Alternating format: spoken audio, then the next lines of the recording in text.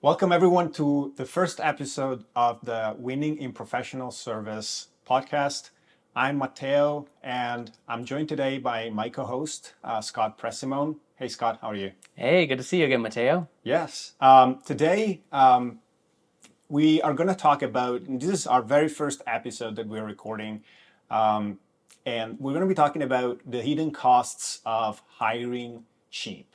What are the downsides of hiring cheap? And we're going to dive deeper into what we actually mean by hiring cheap. It's not just about hiring below market rates. There's many more ways to interpret this. And we're going to really try to give you as much insights about our own experiences and observations of what other professional service companies do when it comes to hiring, specifically hiring for higher level roles as well. So, Scott, what do you think about this topic? Yeah, so hiring cheap, I think obviously the most common thing we can think about is hiring someone below a market rate. So that would mean where you're putting a job posting out there and you maybe the salary expectation in your region should be $50,000 or $100,000 and you're going to go lower than that.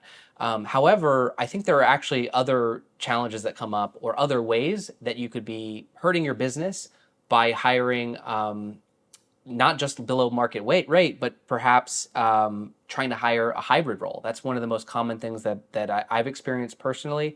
Another way that we could consider hiring cheap is by not hiring someone soon enough.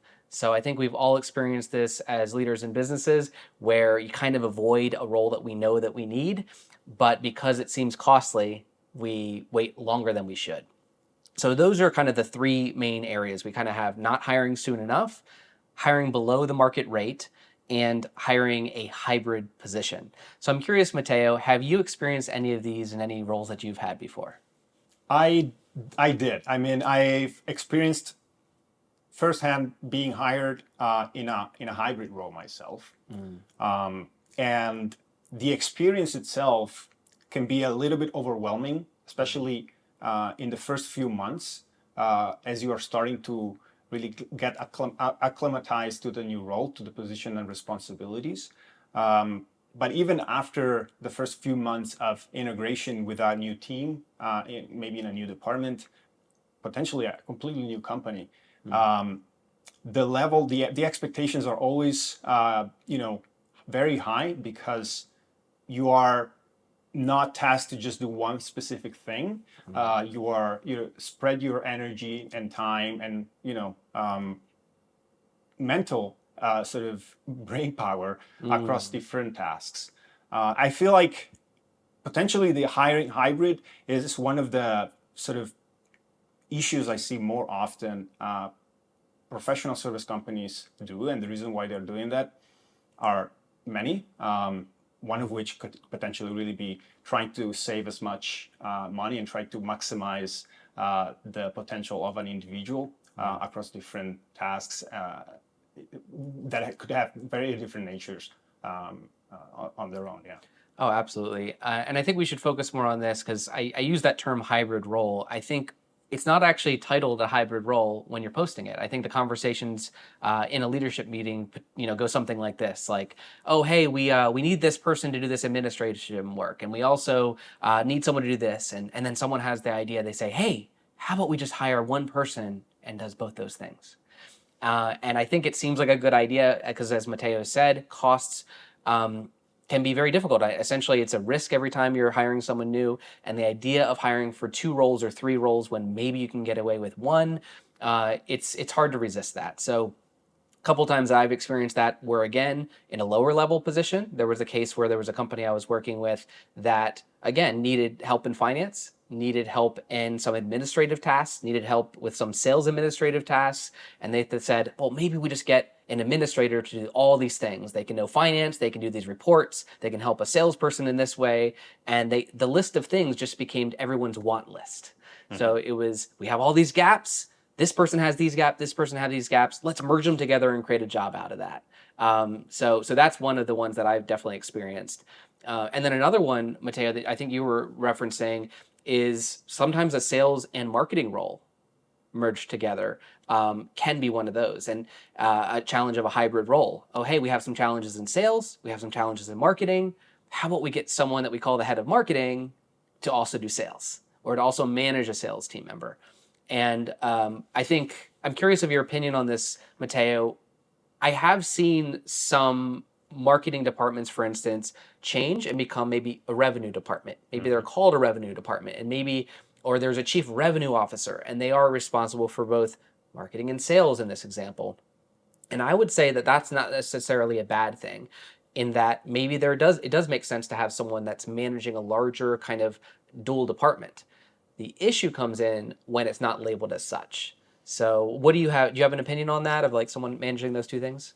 Yeah, I mean, I think marketing and sales have a lot of synergies, and I definitely think marketing and sales need to be communicating and working together a lot. Now, the issue with having a single leader to oversee the two departments, it comes down to whether that particular leader is setting the strategy or working operationally in both departments. So if you are doing active, operational marketing work and operational sales work, maybe not directly speaking to prospective customers, but maybe you do a lot of, I don't know, sales enablement or things that are very much, high touch when it comes to doing or close to the salesperson, then your time is very limited. You're not able to actually dedicate your expertise and your time and mental power to both departments at with high quality work, in my opinion. So that's probably one of the issues that having the leader looking after both departments could run into. I could see a leader being able to manage both departments in a case where that would be more of a strategic role. But the department would have to be big enough to have enough subordinates to actually execute the strategy. But when a professional service company, and we see that a lot, are not, usually like $5 to $10 million in annual revenue, they don't have huge sales and marketing departments. Right. And so what happens a lot is that the sales leader is also the person that is doing a lot of the operational work and potentially even a lot of the marketing operation work.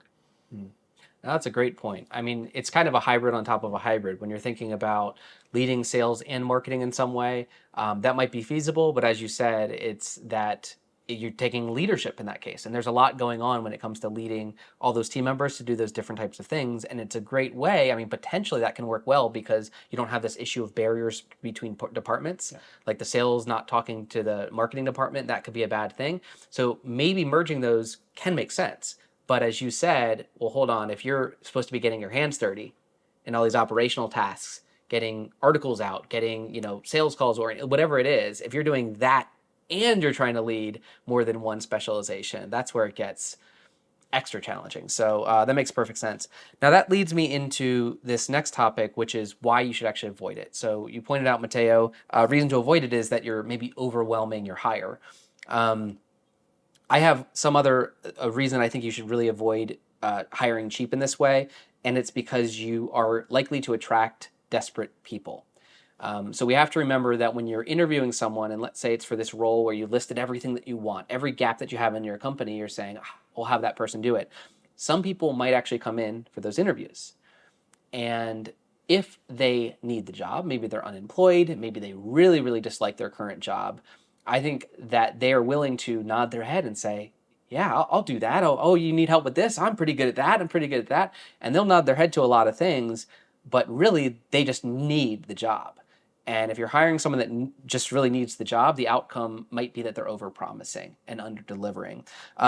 Matteo, do you think that there's any other reasons that you should avoid either of these hybrid roles or kind of going cheap? Any other downsides you can see? I think generally you get the person that you eventually hire cheap, and you potentially get that person demotivated quicker, just because the level of tasks, the variety of things that they are now responsible to take care of is first not what they were expecting to get or to do at the point of getting hired, but also really, like I was saying before, you have too many plates, you're trying to spin too many plates at the same time, and that just isn't sustainable long term. And so I guess at some point, either the expectations are reevaluated with the head of the company or whomever was the hiring manager for that role, or the person will eventually decide to find something else, just because it's not physically, I think, sustainable long term. Yeah, that's a great point. I'd say another thing that could cause you to want to avoid some of these things is the harm in team morale. So if you're hiring someone who is either not skilled enough to take on the position, or they're juggling too much because they're doing so many different things, as you said, this is a tough thing for the whole team. So you're likely to hurt your own morale or the team morale. Another thing is it's probably going to cost you a lot of time. Let's say that you're the owner, then you're going to have to kind of come to the rescue a lot because you might be setting someone up for failure. And if you're setting them up for failure, then you're going to have to continue to come in and rush to try to save them. And in reality, it might just be that the expectations were a little bit off, and that's going to cause a ripple effect is really what I'm saying there. Attracting desperate people, harming the team morale, and really costing everyone a lot of time. So yeah. Now, I think it's also important, Matteo, that in order to hire the right people and to not hire in this inexpensive way, but hire in a way that's going to make you money, right? Because our goal here is not to increase costs. It's to reduce times where we're spending money on something that we're not getting a good output from, right? And so in order to hire the good people, I like to say we have to kind of flip the script. We have to think from the perspective of the people we're trying to hire. So if we have a big problem we want to solve, and maybe there's a big problem in operations and we need to hire some head of operations, then if that's a big problem that's going to be expensive for us to leave unsolved, and it's going to bring a lot of efficiencies in getting that person, then we need a person that's really good at what they do. And the question becomes, why do they want the job from us? So Matteo, do you have any thoughts on this about how to think from the perspective of the talent, less so than just thinking from our own perspective when hiring someone? Yeah, I think it's a good point. I think ultimately the talent is offering their expertise to the company, and it's a value exchange, even in the case when you are hiring for a role, right? Any type of role. So ultimately, we want, as a company, you would want your employees to learn more. If at any point in time after working with you for a year, 2 years, 3 years, you want those people to have upskilled themselves enough so that if their time to change company comes, they have acquired more skills working with you, and they feel that they have accomplished something over the period of time that they worked at your company, and then they can go out and market themselves and get better jobs. So I guess the role of a company is really also about empowering your employees to get better and not just tick boxes every day, Monday to Friday. Really, it's about getting them excited maybe about the vision of the company, bought into the vision, and so that you get motivated employees who are willing to put in the effort, who are willing to learn more about the business and upskill themselves, like I said before, so that there is a win-win. The company gets an employee who is really willing to provide as much value to the company cause, and the employee themselves are just learning more about whatever they're doing at the company. Yeah, that's really a great point. Thinking from the perspective of what are they getting out of it as well. Because again, if you have a big problem to solve and you need a talented person to solve that problem, what's going to be in it for them? What are they going to get out of that? Are they going to get the experience, as you said? Are they going to get a good work culture? There's a lot of different ways you could look at this, but the key being that to get good people, you have to offer them something good. And I think it's so easy, Matteo, to get into that mindset of, but I'm offering you money, right? Maybe it's a lot more money than you've offered other people. So let's say that your average salary of an employee, let's just use US as this case. Let's say the average employee is earning $65,000 a year, right? And let's say that you need to hire someone that is 100,000 or more, right? Which again, depending on the company size, maybe that's not feasible, but just hypothetically, if that was a higher paid individual, then you're going to say, well, I'm giving this person $100,000, right? It's a lot of money that I'm going to be paying them. And what risk do they have to take, right? I mean, I'm the one taking all the risk with this person, giving them all that money. And that's totally fair. You have to be thinking in terms of the risk you're taking. But at the same time, if that person is highly skilled and they're used to getting those sort of salaries, they're used to getting 150,000, they're used to getting something more, or they have a lot of options out there at that same salary range, then again, you have to taper it and start to think, you know what, actually, how can I offer more value to them than any other opportunity they're getting on the market? And potentially, another thing I want to think about, Matteo, is that these people that we are looking to hire that are the most skilled and most able to solve our problems may not be needing that work. We talked about not necessarily hiring people that are desperate, but potentially they already do have a job. Potentially, we need to knock on their door and say, hey, we have this opportunity. You don't have an open for work, but I'm curious if you're looking for new opportunities to help you level up and do something new that you haven't experienced before. So I'm curious, Matteo, have you ever done that? Have you ever gone out there and tried to find a new candidate rather than just putting a job posting up, crossing your fingers and hoping someone walks in the door, but actually going out there and getting them or finding them? Yeah, yeah. I love it. I love to talk about this because ultimately it's been in my experience one of the most used strategies or tactics of finding good candidates for the roles I was hiring in the past. I've always, or most of the time, found that the best candidates are usually not in the market for a new job. They're hired by other companies, and not all the time, but a good amount of times that's kind of the case in my experience. And so knocking at someone's door doesn't have to feel strange. It's actually a good way to, first of all, understand if there's any appetite for the role that you are promoting.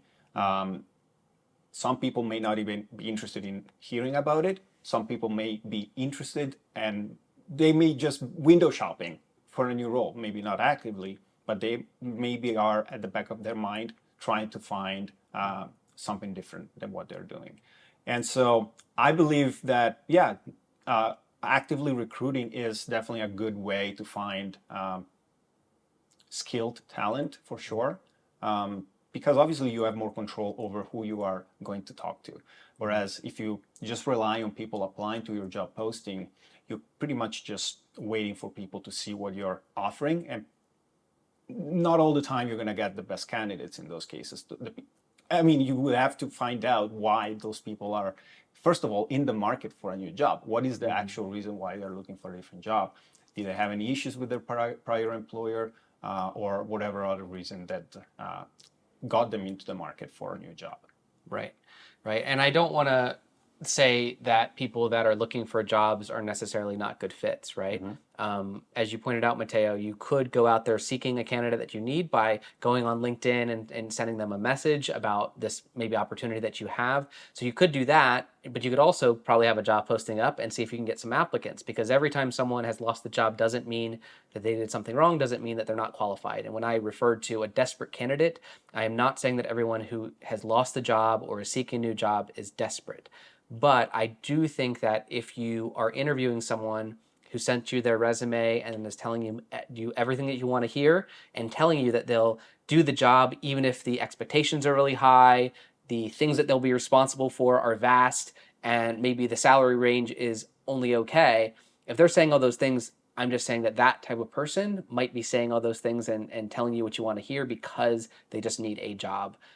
So it's hard to distinguish sometimes, but it is important that you do distinguish those two different categories. Agreed. And I think it's also quite important during the recruiting process and an interview process to really try to probe candidates as much as possible and try to get as much out of the interviews that you're having with them. Because I find that sometimes companies don't dig deep enough when they're hiring. In most cases, they do 2 or 3 interviews and take the decision of hiring. And you've only spoken to that candidate for maybe 2 or 3 hours in total, right? And potentially that's a long-term relationship worth hundreds of thousands of millions of dollars over the span of a few years. Yeah. And so you really want to try to not shy away from asking deep questions that really uncover the true nature of the candidate and try to understand whether that person is really a good fit or not for the company. Yeah, Yeah, that's great. And that kind of brings us to one of these key points, which is really practical advice. So we talked about how it's very important to not fire or not hire cheaply because you might actually end up costing yourself more. But we also know that as a small business or a professional services firm, you don't have an unlimited budget. And some of these things might seem like, oh, that would be great if I could afford this and that. But how do I actually get these candidates in a realistic or affordable range for my company size? And don't make some of these other mistakes. But again, we just need to keep it realistic, and that's why I really just want to share some practical advice that I think would help a little bit. So the first piece of advice that I have here is setting a realistic budget based on the size of the problem. And I know this might go against what I just said about how money is not unlimited, but I do think it's very important to start with some sort of monetary value, not getting locked into what maybe the replacement hire cost you, or not getting locked into what you hope that person will cost, but instead start by understanding how much will this role, if done well, save my company money or make my company money. And think about the lifetime of the role, think about the lifetime value of your clients. Bring this into some sort of money, monetary numbers here, rather than just being based off emotion or what you hope and feel. So when you're doing that, then you can start to say, well, hold on, if I solve this problem, it's worth $1 million to my company, or it's worth $2 million to my company over the next 3 years. Then you can kind of work backwards from there and say, well, what can I afford? And it doesn't mean you need to say I can afford $1 million or $3 million, but hopefully you're getting anchored to something that is attached to real numbers. Have you ever experienced an issue, Matteo, where you either maybe didn't set a realistic budget based off the size of the problem, or you were anchored on something that wasn't really all that realistic? Yeah, I think anchoring, first of all, identifying a problem and the value of a problem is something that more companies should consider doing. I myself have not done this enough, and I know I haven't done that enough when I was hiring. Sometimes hiring can be very a reactive practice rather than a proactive type of exercise company get into. Usually they hire when they feel like, oh, we're missing one salesperson, or we need another I don't know, marketing assistant, and they go and hire they want to hire as fast as they can because they feel like the need for that person is growing, and they don't set time aside to really identify the exact problem that they want to solve. I think this is a really good way to first of all have clarity around what that person is also going to do once hired, and not just thrown at the desk with a laptop and just say, go and work and do this. It's more about, having clear, this also helps in setting the expectations with the new hire. I have to say, like I said, I didn't do that enough. Sometimes in my experience, I would hire because maybe somebody would leave in the team and would have to be replaced. But with someone leaving and going on market to find a candidate to replace that person, it's also maybe an opportunity to reevaluate the dynamic of a team. If you have, whatever size of a team you have, and see whether, you can identify better problems for each one in the team that has remained, and then try to extrapolate it and try to identify, the problem that you want that you hire to tackle. It doesn't have to be exactly a one-on-one replacement of the person that has left. So yeah, all this to say, I think it's a good idea. I definitely want to try and implement it myself more and more as I progress in my career. But I love this. Yeah, that brings to another thing you were mentioning, Matteo, the idea of maybe there's an opportunity to restructure a team, right? So maybe in the past you had a team in a certain way, and then now, technology changes, right? Maybe you're relying more on AI tools or something, so you need less help with content in some way or whatever. And now it's a time to think, well, what about this team structure? What about that org structure, right? Use it as an opportunity. It's a great point. This brings me to another piece of practical advice, which is don't hire everyone at once. Okay, so let's say that you do have multiple gaps within the company or the team, and we're not trying to hire this hybrid role, but we also don't need to say, well, we need 3 hires, let's get 3 job postings up day one. I think a question does come is, what is the order of operations? That's a common question I get, is if I now know I need, I'll just stick with the marketing team. I need a content writer. I need a videographer. I need a technical, like a CRM person, right? When you're dealing with all these things, it's like, well, who do I hire first, right? And one of the pieces of advice I have for this is that if you don't know who to hire first, chances are it should probably be a leader who knows how to build a team. Because if that problem is a problem you haven't been able to solve and you need to hire someone that can solve bigger problems, maybe that's a person that's able to help solve that org structure. Maybe it's a person who's able to help determine who their first hire should be. And so that's where I would say the first hire might be that leader that's going to help hire the next people under them. Do you have any thoughts on this, Matteo? Yeah, I think it's a good idea to hire a leader first. The downside of going or hiring a operational role first is that you're potentially going to start doing or implementing a bunch of tactics without a real goal in mind, and it's going to be very reactive all the time. You're not going to have a clear idea of the direction that person is going. It could potentially, backfire a few months or a year down the line. I would say even sooner than a year, you would start to see the issues cropping up of having hired someone who is maybe experienced in content writing potentially, but how do they know what to write about based on the strategic direction of the company, right? So yes, I agree. Hiring a leader is always a better idea. You will have definitely more peace of mind as a business owner, knowing that somebody can take over an entire, say, marketing department and work alongside you as a peer to set the company strategy, the marketing strategy, and later on have subordinates or marketing operations executives who can do the work based on the strategy that the business owner with the marketing leader have set for the company. That brings up another point. And since we were talking about hybrid roles, and you had mentioned before this idea of, let's say you have a sales and a marketing role, and then you're doing operations too, you're getting your hands dirty. That can be a challenge because it can be hard to do leadership if you have to make sure something's getting out on time all the time, right? Yeah. So I can imagine another challenge that comes up is that, let's say you do hire that leader first, and let's say they're a higher salary than you're used to hiring for. So, oh my gosh, they're so expensive, right? Well, then the thought is, well, they're expensive, they should be able to do everything. Right? Mm-hmm. So maybe that first hire or hire number 0 is a director, or maybe it's a senior manager, maybe it's a manager, maybe you haven't had a manager in that position before or something.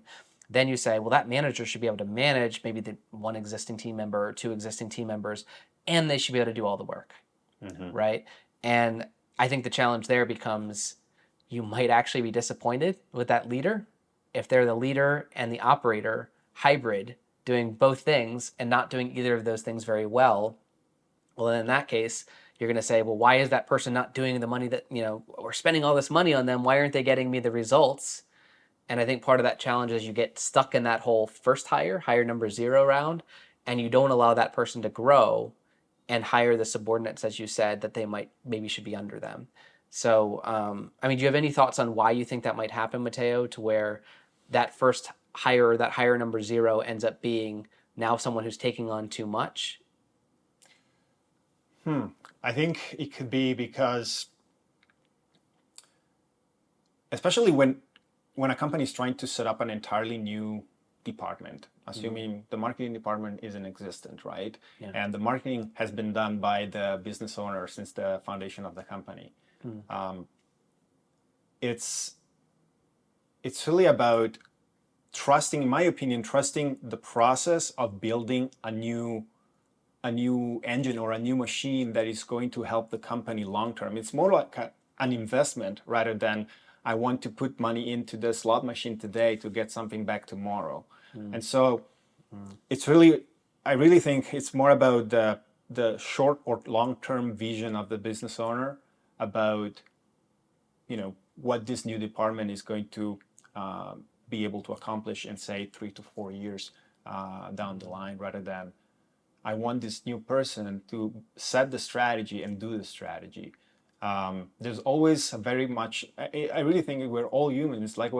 I harp on this a lot, but I really think you can't just get everything out of everyone. I think some people are more specialized in broader and sort of visionary work, and that's the job of the leader, in my opinion.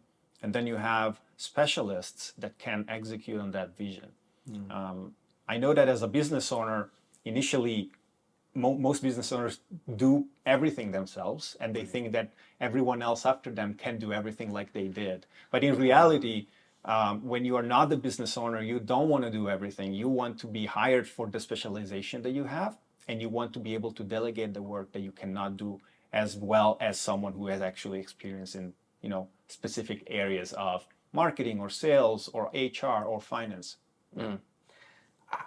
Actually love that you pointed that out, Matteo. I definitely think that when you're in that position where you either are an owner in a company or you have equity in a company, you are like actually invested in the company, right?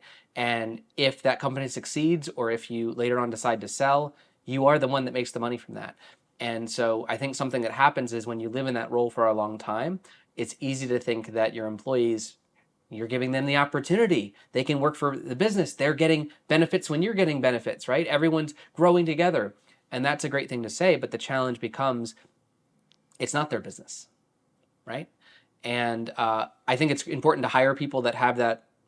In some roles, I love the idea of hiring people that have that entrepreneurial mindset. I think that's very valuable. But if you're not giving them equity, or you're not having big pay raises if the company grows at 500%, if their salary didn't go up by double or something like that, then they're actually not fully invested in the company, and you're not paying them as such. So don't expect them to be like an owner or like a founder just because of the words that we use and saying, come on, we'll invest in the success of the business together. Just using those words doesn't make it so. So I love the points that you had there, is that think about the employees as employees, try to include them along, make sure that they have the same vision and mission together, but don't expect something out of an employee as someone who's an investor in the company. I think they're a little bit different. Yeah. Now, another thing that you touched on, Matteo, was sort of about those expectations of what to expect from that leader. So let's say that you do hire a leader and they join the business. What do you think is a realistic period of time it takes for that hire to start laying some groundwork and maybe start having an impact? Because of course, we don't want to hire someone and say, maybe in 5 years we'll get results. No. I mean, that's not realistic for a business owner or for a company to just cross their fingers and hope one day it'll pay off. Yeah. So what are your thoughts on timeline? What's realistic? I would say I can speak for my own experience. Anytime I joined a new company, I actually started noticing this. The older I got and the more aware I was of the roles that I was getting into, that it would take me at least 6 months to really grasp the peculiarities of the company. Really knowing about the processes, the different workflows, the different departments, even remembering the name of everyone in the company is something, that sometimes is hard to not think about or think about. So I would say 6 months at a minimum to really get integrated in a company, and then after that, it's all, in my opinion, it's incremental steps toward becoming a better and better integrated leader or employee within a company. I would say the first 90 days, so the first 3 months, should really be about intake as much information and knowledge about the company, trying to really get a very clear, high view picture of what the company does, what the company missions is, what the different processes are, the flows of communication between people and departments. Those are highly critical, in my opinion, for someone joining to really understand how to operate once they get up to full speed into their roles. Yeah, it's a great point. And I think what can happen is, let's say that we've had a pain in a business where there's something missing, someone left, someone was let go, whatever it may be. Now you're saying, well, we have this pain that we need solved. And so you hire someone, and I think the feeling is, I need this problem solved yesterday. And that might not be realistic, that someone comes on board and by day 2, they're implementing thing that's already starting to solve that problem. That is something that's very painful, probably for other people in the business, and it hurts so bad that it's like, come on, fix the problem. Come on, fix the problem. But as you said, they're not coming with the history of having been there. They're not coming by knowing everyone's name and knowing how they should actually start solving the problem. So I think your expectation there, where you mentioned, I like the idea of 90 days or the first 3 months. Ideally, in those first 3 months, someone has a grasp for what needs to happen next. So maybe the first 30 or 60 days, they're understanding the business. Maybe by day 60 to day 90, they're starting to plant the seeds and say, I want this role next, or this is the first hire I should hire. So maybe they're starting to hire at that stage for those subordinate roles, but they're probably not putting job postings out week 2 of their job if they do need to hire subordinates, because they don't know what they don't know at that stage. So, yeah, so when it comes to realistic expectations, in those first 90 days, you want to start seeing some action, maybe some quick wins. Maybe you want to see getting some job postings out and some things like, knowing what sort of roles need to be filled. So maybe they're thinking about the first role that they need to fill within those first 90 days, maybe putting that job posting out in day 60 to 90, something around that. But we just have to be realistic about how long it takes to have an action. And if it's such a painful problem that we've had as a business for a long time, like I said, if it's an operations team and the operations of the team has not been very efficient, right? That's a big problem to solve. And if that's a problem we haven't been able to solve internally ourselves, then we can't expect a newcomer to come in and solve that problem faster than we ever could, right? I think it's very important to think that way. Now, another topic here that we have. Actually, if I can just please add a little bit to that, it reminds me a lot. I think there's a lot of similarities to marketing here as we're speaking about hiring, right? Yeah. Whenever a company decides to hire, we're talking about hiring a marketing leader, but even if the company decides to outsource part of their marketing, ideally they have to have a mindset of how long is it going to take for this marketing investment to bear some fruits, right? And so it's really about being patient and trusting the process. And it's not about handing over the hot potato to the new person coming in and tell the person, try to solve my problem without knowing anything about us. And so I agree with you. It's really more about setting right expectations and being cognizant of the fact that nobody has the magic wand, and whenever they come in, they need time to be able to really start providing the value that the person, the business owner is expecting the person to provide. Yeah, absolutely. But I can also see people in the audience maybe thinking, oh, sure, you would say that, right? If you've worked in marketing or something, of course, you guys want me to pay you money and want you to take your time, and it's costing me money to take that risk. And I think it's fair criticism, right? I mean, essentially, if you are hiring someone and they're guaranteed a salary and you're not guaranteed results, it's easy for that person to say, oh, just be patient. Yeah, so I totally get that. And Matteo, I've been in that situation before when I've hired vendors, when I've hired team members, things like this. And I totally get that. But I don't think it stops it from being true.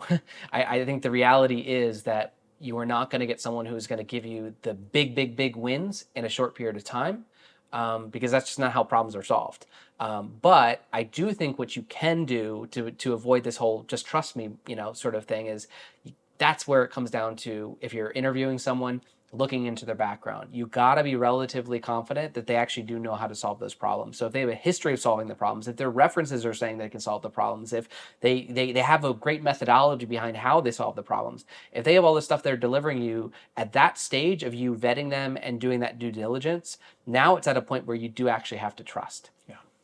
Otherwise, you're undermining them, and then you're very likely going to be your own worst enemy, because you're going to say, come on, where's the results? But you're not actually trusting the person that you hired that, to solve a problem that you need to essentially defer some of that to. So now that brings me to another tough one here, is that despite having some of these ideas about who to hire first, how to hire them, how to attract them, things like this, still some things can go wrong. And sometimes you have to let someone go. So I believe pretty strongly in this idea of hire slowly and fire quickly. But I've had plenty of times where I haven't followed that own advice, and I've had some issues myself. So I'm kind of curious, Matteo, have you had any struggles when it comes to letting someone go that maybe doesn't solve the problem that you need solved? I've seen companies having problem with that. It's always about, thinking that you've invested so much into hiring that person, into training that person, that Yeah. whenever you realize that that person doesn't fit the company or the role or the team anymore, you get into that idea that it's going to cost too much to just go out and hire someone else, and so you try to stick with that person as much as possible. Try to make that person work, even though you are obviously seeing that there is not a match anymore.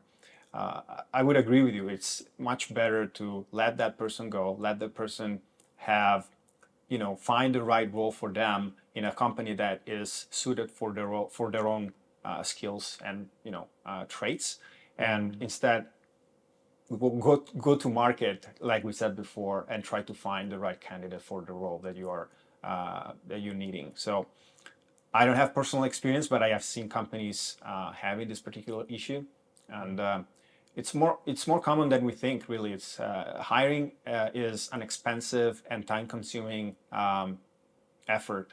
It takes a lot of energy, and potentially sometimes, like we said before, if the company doesn't have a dedicated recruiting department, it could take even longer to hire the right candidate. And so it's about either finding a partner that can help with the recruitment process, and yeah, I would say hires should be as much as possible in line with the company's goal and vision and culture also, so that whenever the right person comes into the company, you're 100% sure that they will stick with the company for enough time to provide the value that the company and the business owner is willing to get out of it. Yeah, for sure.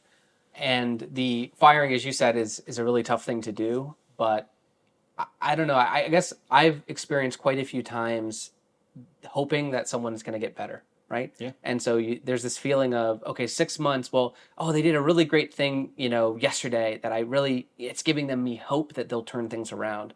But I don't know. I honestly don't think in my career that I've experienced a case where someone turned into a low performer or maybe just a bad fit for that role. And then one day they just got better and they turned it all around. I mean, I'm not saying it's never happened in the world, but I just don't think it's worth the risk. I think it's very important to not, fall victim to the sunk cost fallacy and say, look how much money I invested. Instead say, would I hire that person again knowing what I know today? Yep. So if in 6 months later you'd say, well, look, I know this person way better now. If you're not going to hire them again, that person's just not a fit for the role. And don't just have this, I'd call unrealistic hope that they're going to turn things around. Make changes, just bite the bullet and make the change you have to make.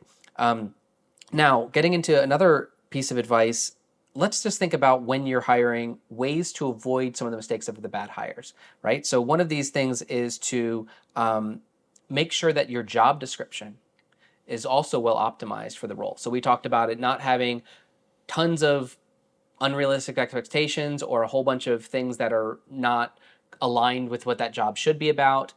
We've already talked about that, but then there's also just making sure that you have a compelling job description and you're able to attract someone, because if you don't have an unlimited budget, potentially you can still attract someone with a slightly lower salary than they're used to getting because you have some other edge. So an example of an edge I'd have is maybe you offer a more flexible work culture. So maybe it's more working from home. That's obviously a common one nowadays. But maybe if you have, again, every Friday or 2 days a week, it's a work from home day or something else like that, that could attract someone that just has someone who right now the company they're working for does not give them that flexibility. So potentially you can lure them in that way. Do you have any other thoughts for ways to lure someone in where it's not just necessarily about offering a higher salary? Yeah, I mean, it could be that the company is willing to hire people that are not directly coming from the same industry as they are. So just being open to working or considering candidates that have potential experience in other industries for the same role, and just consider those people as well, so that you pretty much expand your pool of potential candidates by looking at companies or potential candidates that work at companies in other industries that are in similar roles but just different verticals. Yeah, that actually brings new opportunities too, because I think sometimes in certain industries, a lot of the different companies are doing the same thing. And if they hire someone from the same industry, potentially they're going to be more of the same. Whereas someone from another industry could actually bring in new expertise that you didn't have before. Now, having said that, you might need to be patient with them about learning your industry well enough to be able to, do a good job at their position. So they might need more absorption time, but they might also, it might outweigh. The benefits might outweigh the cost there because you're bringing someone in that might have new ideas. One other one I want to throw out there is a degree really needed for the position? I think that people have gotten so used to saying undergraduate degree in XYZ field or related is just a very common bullet point to have. And again, I understand the need for that. I have a degree myself, but at the same time, when I look at hires, sometimes I find that it's not the degree that got that person that experience. And if you're a doctor, sure, absolutely go to medical school, you got to have all that. But in a lot of other industries, the experience far outweighs what I learned at university, right? So I think that potentially not having that line on there and saying open to people that haven't graduated, got a higher level of education, could be something that's going to attract a go-getter candidate that actually does have a lot of experience. Do you have any thoughts on that, Matteo? Absolutely. I think you're totally right. I've, probably for the good part of my career, haven't applied much of what I learned at university myself.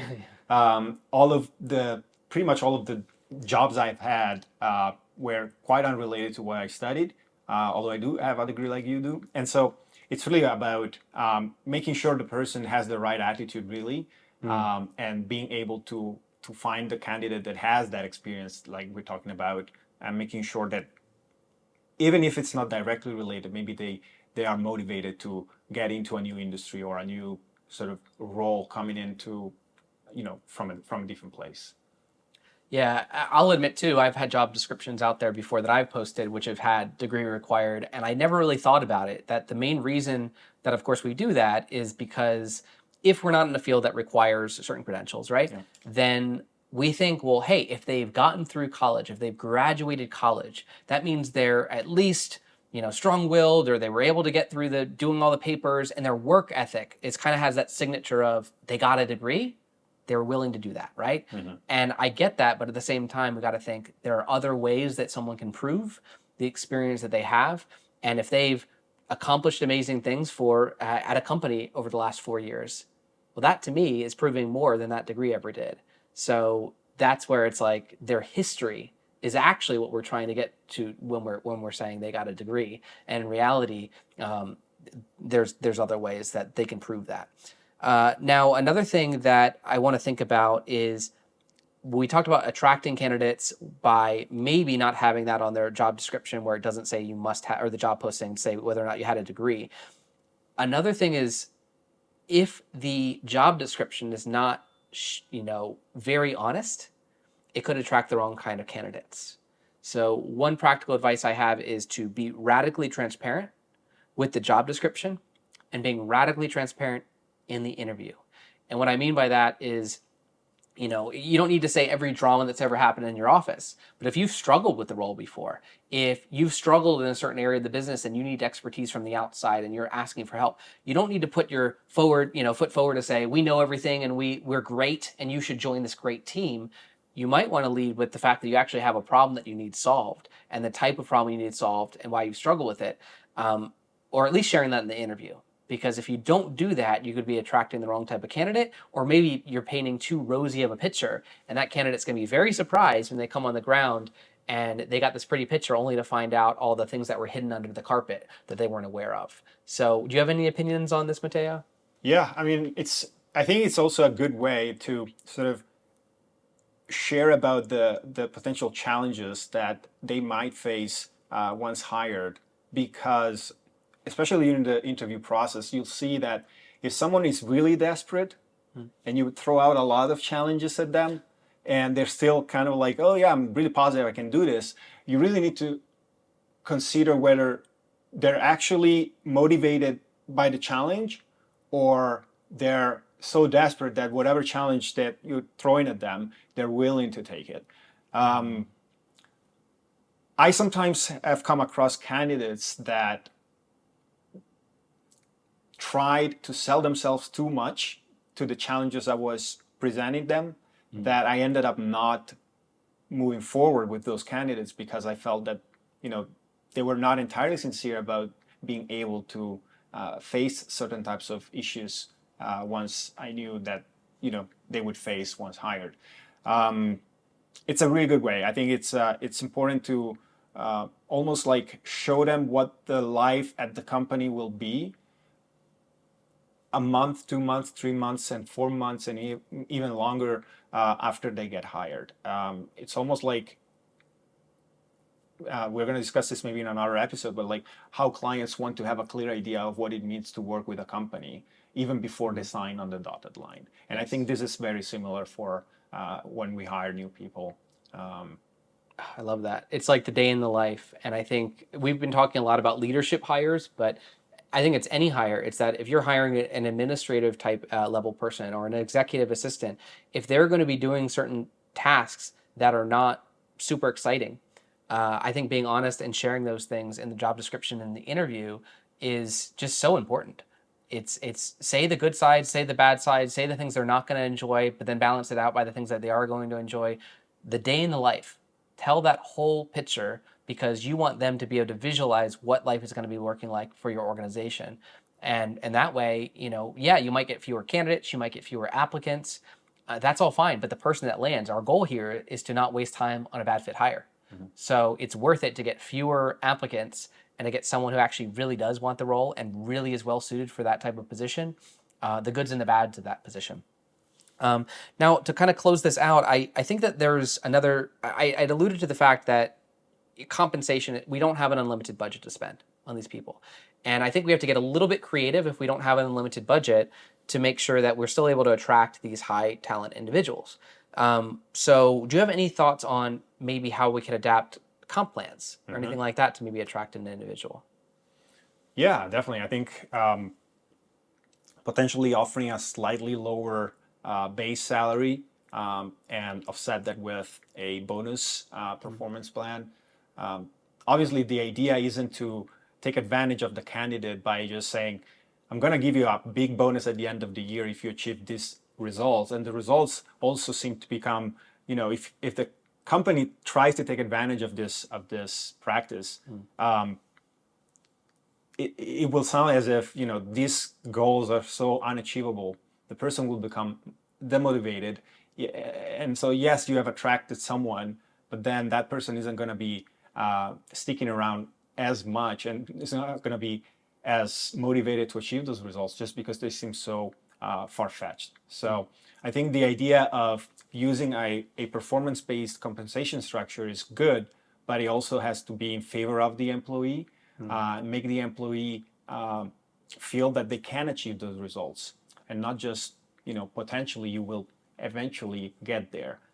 So yes, it's a good way, but there's also a bit of nuances there on how to actually use these compensation structures effectively so that the company gets, good candidates willing to push themselves to earn those bonuses, but those bonuses, as I said, need to be achievable. Yeah, fair. Do you have any thoughts on comp plans that are based on revenue versus profit? Because I've heard some companies say, I know, we'll have a comp plan that's based off profit, that where I'm guaranteed to make money if this candidate does a good job and my risk is really low. So any feelings on this? It's hard. I mean, the profitability of a company isn't dependent on a single person, right? So I feel like it's very hard to have control over such an important KPI, and base the compensation structure around profitability. I guess it has to be something that the employee has certain level of control and ability to influence directly, and profitability is maybe not the right KPI to use when it comes to adapting the compensation structure. right? So they should be aligned. The KPI should be something that they're aligned and actually have control over. So if they're a revenue generating department or a salesperson or whatever else, doing profitability would mean that you're taking into account the costs. And if the costs go up or the churn of clients are high or whatever it would be, now they're not getting compensated, and then chances are they're not going to be super happy. And then another one, just since it's related to this, Matteo, do you have any thoughts on capping out that compensation package? So should it be something where you say, oh, you get this bonus, but you get maximum of that bonus, or we're going to cap it off here up to this amount? Any thoughts on that? I feel like capping the compensation bonus is probably, it could be counterproductive in some ways, because ultimately you're really saying after a certain threshold, you're not going to earn more money. So even if you achieve or overachieve any KPI we give you, that the maximum amount of bonus you're going to get is X. Whereas I feel like there shouldn't really be a cap, because everything on top is a gain for the company, and it should be a gain for both parties. And I think employees need to benefit for their overachievements as well. Yeah, fair. I think it goes back to your earlier point of don't make the comp structure there to try to kind of sucker someone in and then make them less happy with that thing, of a way of reducing your risk. It's good to reduce your risk, and you might do that by lowering the base salary and increasing the incentives. But if that person is able to pull in an incredible amount of getting incredible benefit for you, then you kind of hope that you're compensating them in the way that they feel it's worth it. Otherwise, again, you're going to probably attract the wrong kind of candidates. And so it might be counterproductive. So I totally agree with you, Matteo.